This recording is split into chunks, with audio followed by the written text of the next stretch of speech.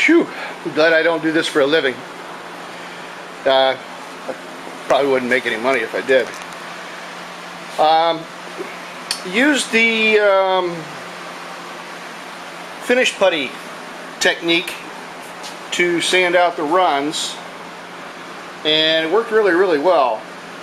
I still may have to reshoot this front one because right in here where the run was, it's a little discolored, and I'm going to let it set up, I should say, for a couple of days and see if that makes a difference, if the color comes back. If not, I'll end up shooting this this centerpiece again, which is, you know, not a huge deal.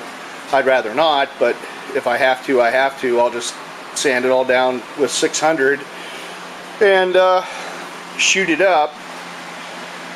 But yeah, I have enough paint, and what I did, I had 2 quarts of paint starting out, and I put both quarts together and then mixed or poured out of that to get what I needed, and I have about half a quart left, so it should be a perfect match. But I've been working my way around this thing, sanding everything with 600, and I would rather have gone 1500, but there were some pinholes in some of the areas, mostly on this side of the cart over here, which is where I started. So I was kind of bummed out to start out because you know, I was getting pinholes and it was hard to get them out. But as I progressed around the golf cart, the pinholes got less and less, and it got better and a lot easier to sand. So I did probably twice as much after I made the turn. It went about twice as fast because of not having to deal with pinholes. But it's coming out nice and flat. Let's see if I can get a reflection here. And the shine's going to come up just fine. This, from here to here, I went ahead and worked up all the way with 1500 and then hit it with a buffer because I couldn't stand it. I had to see how it was going to look. But catch the shine there. I think it looks pretty good. Pretty happy. And the nice thing about it is, if there's areas where I don't have to sand and buff, the shine is going to match really nice with the stuff that was never touched. That's one of the beauties of using this single stage paint.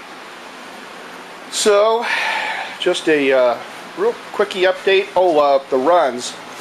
The runs that did come out nicely, I had one right in here, gone. Had one up in there, gone. Had one back in here, gone. And let's see, I had 2 more. There was one down here, and that one is gone, as well as the one here. So, very happy with the using the spot putty. In fact, you can still see some of this hole here where I had smeared the spot putty over top of the run, and then you sand the spot putty and the run down at the same time, and the spot putty ends up protecting the surface underneath so you don't block too far and go through the surrounding areas. And I'd never tried it before.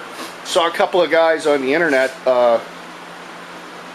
had been saying that it works really good. The one guy, Gunman, I think he's Australian, but he does some pretty nice work, has some pretty good tricks, so I got that off of him.